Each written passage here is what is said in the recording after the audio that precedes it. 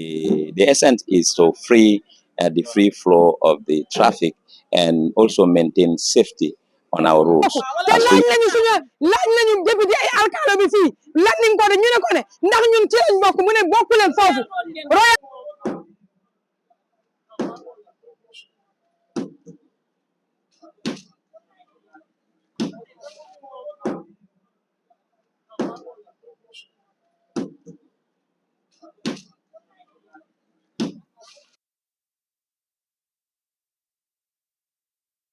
That's what I want to ask.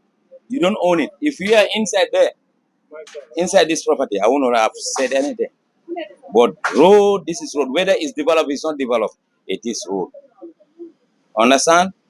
These ones that you put here, illegal structures. That's why we are demolishing ever since. So now, you see behind you, they are busy taking it off. Whatever you have inside these stalls, take it out. Call the welderman to come and cut this thing off right now and start moving. All right? I have allow you. You call a welderman to come and cut this thing off. But we should say movement. You're cutting down. Because we also have a truck coming, a follow-up team. What they're doing, when they reach to a place, they don't see anything, no effort, they're taking people to court. Today. So please do that. I'll make arrangement. Yes. I am waiting for my brothers. You know, I'm a disabled. I know, sorry. I want to take them out, but I cannot take them right now. But from now to the evening. Yes. Thank you, sir. Thank you, sir, for your cooperation. Yeah. Thank you, sir.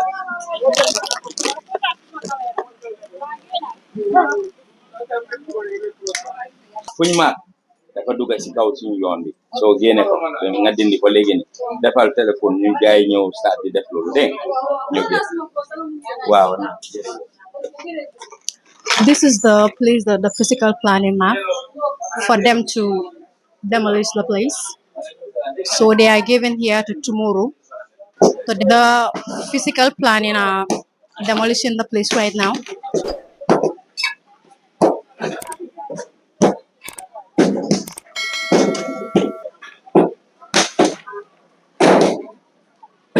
This Western Union is actually opposite the Banjulinding Junction.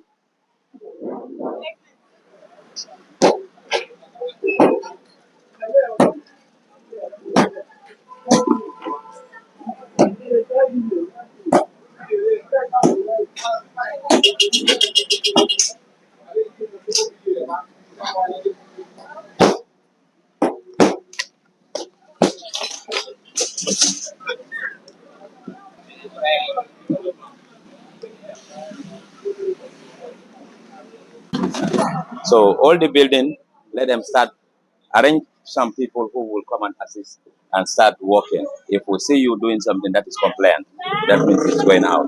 All right? Thank you, sir.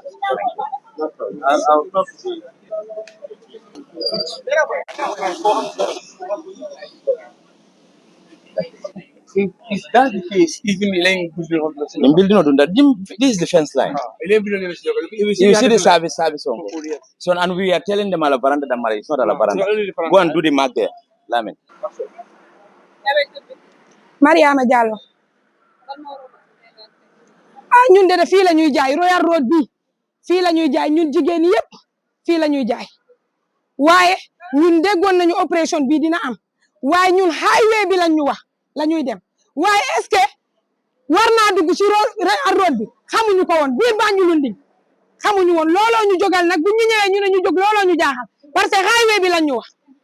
waaye gannaaw bu loolu weesoo gis nañ ne marché mi ngi ci biir dëkk bi so lu waral ñu dugg leen ci marché bi nekk ban marché marché Banjulunding marché Lamine bi fii lu képp koo gis mu ngi foofu am na place jigéen yi fu ne même biir Sénégal gis ngeen jigéen yi dañuy taxaw ci territoire yi di jaay loolu fépp la am jaay ci digg yoon lañu ala waaye ñun nekkuñu ci digg yoon boo xam ne nit ñi dañ fay taxaw di jaay wala oto yi duñu romb yorewuñu boobu marchandise ñun fépp àddina bi fu mu munti nekk Sénégal gii ngeen mujjee xam wër leen ku nekk da yore sa mbuus di jaay ci kaw yoon bi loolu fii lañ ko fekk léegi ñoom dañ ñëw ñu ne leen bu leen jaayati wala lu leen dañoo ñëw police bi dafa ñëw mu ne nañ fi jóge fii yëpp fii la bokk te laaj nañu député ay alcalde bi fii laaj nañ ko de ñu ne ko ne ndax ñun ci lañ bokk mu ne bokku leen foofu Royal Road ngeen ne ko onda Banjulundi ngeen nekk lii laaluñu leen waaye ñu ñëw ñu laal ñu fekk jënd nañu suñu masa ñii di jënd banana jënd nañu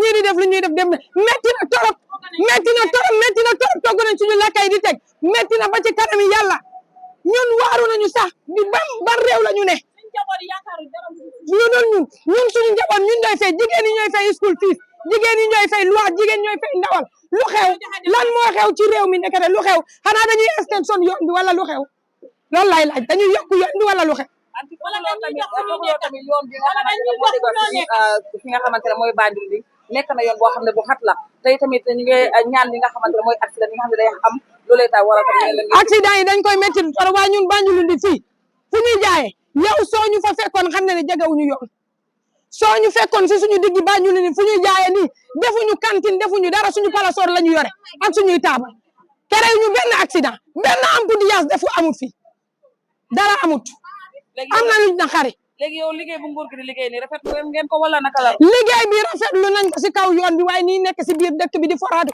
rafetlu wuñu ko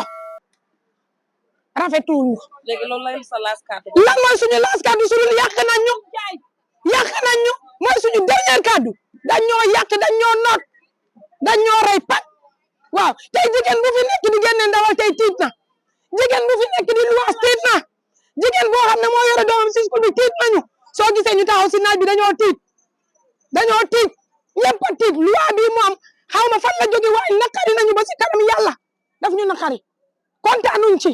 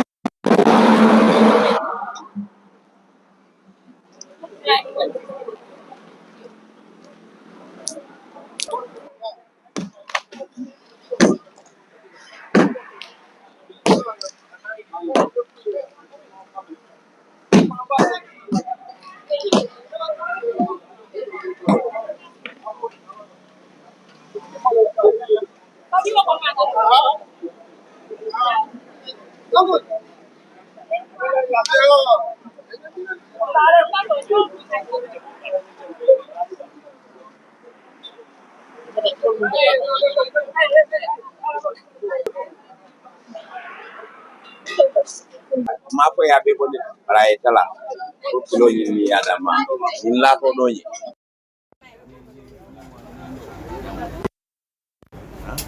ay kawo nyama o do min fanan ci la jana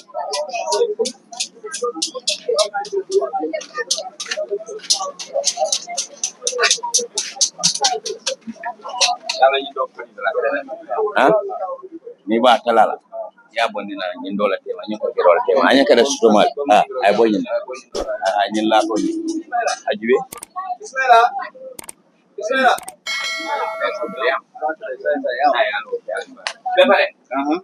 wende mana to wende ya wenden ela work so ko mo kono welden wo mo ajora mo sembo wata masongolon kurangolon kodi ni bo wel jang ni la commune tabulo bi ja yalla ndaka be welden na molle be tambila dimbabe fayla molkan silo kan jama ba do gote keno la silo kan jande na ko en ani wata ata kala ki ande kala la workshop wala kono andum fanan ni yela fengol dida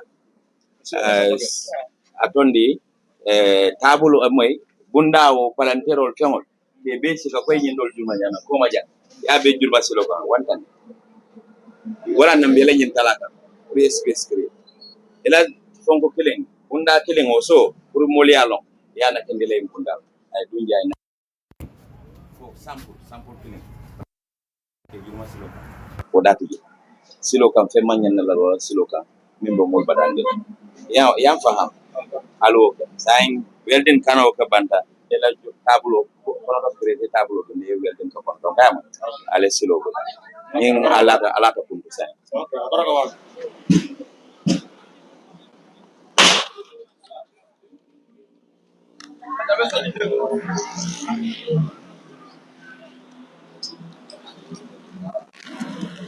Waaye fu mu nekk nii yow amuloo place te yaa ngi jaay oto. You cannot be selling on the road. So yooyu la ñoo wax. These things will be picked here. We have our tow vehicle coming. Tow vehicle mu ñëw toppas bu ñëwee oto bu mu fekk si kaw yoon bi daf koo tow. And when your car is towed, depending on where it's going, they charge you. So jaruko yooyu hauling na why not expenditure. So start moving these cars nga génne lañ ko fi dee. Thank you. Well, like I said, this is a task force, and the task force comprises of all the government stakeholder institutions, and we all have a role to play. Like I said, I am the one heading the operation on the ground, but equally it's a task force. I am coming from the National Roads Authority. Of course, we all know the road corridor. We are the custodians, meaning we manage the road corridor. But we equally have stakeholders with that road corridor. The police are our major stakeholders. The physical planning stakeholders, transport union, transport union, they are stakeholders, and you have most of the public institutions and their line ministries. This task force, it is our responsibility. We are tasked to implement or carry out the laws of both the Highway and the Motor Traffic Act. That's what we are doing. The encroachment, the physical planning is here to guide us the properties that encroaches on our road corridor, and the businesses on the road. And the Highway Act says anyone who intends to do business on the road, you supposed to get the clearance from the Inspector General of Police, because the police are they manage the traffic on the road, the road. So basically, and that is what we are doing. We all have a take. So coming back to your question, the cars that are wrongfully parked on the road, or the garages that we found and they occupy the road,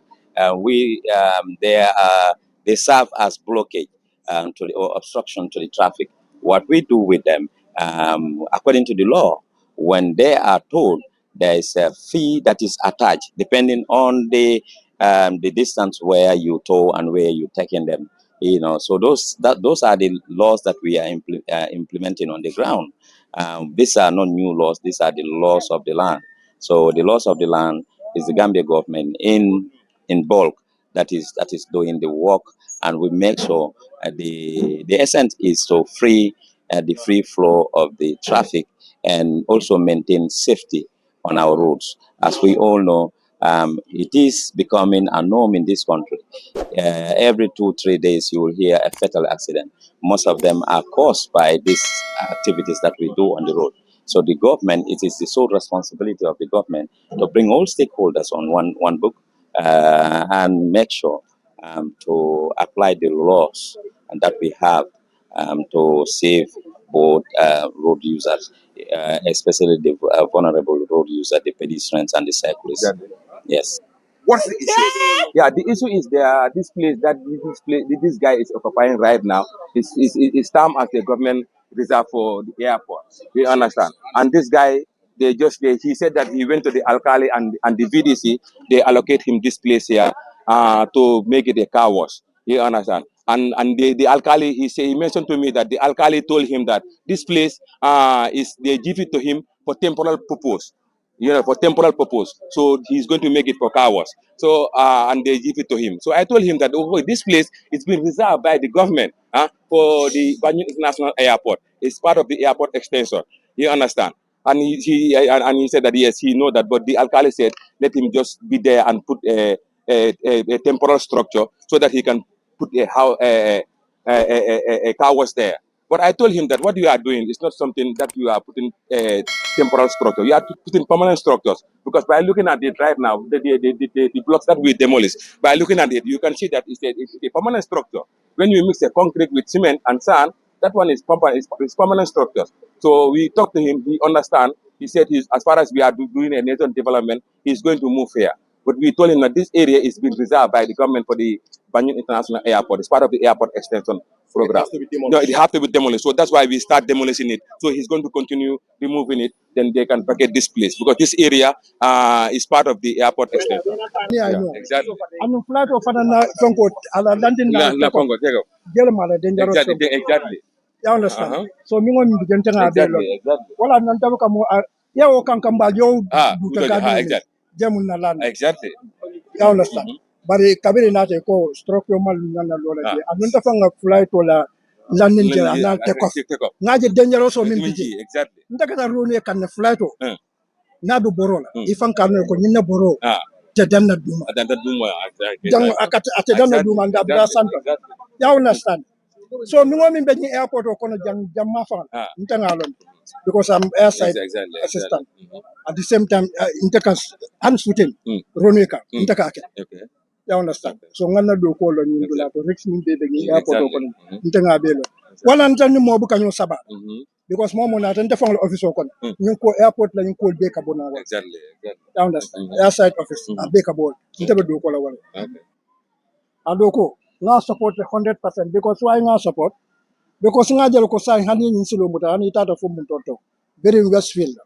Ni man and Dauda ni fota do rekata dula be scenario. I support it 100%. And a manke ko coming ka foko coming yenna dula le ma o ndokuma di mal folale pour no banko nyanta banko ya banko do ko famu ala batole.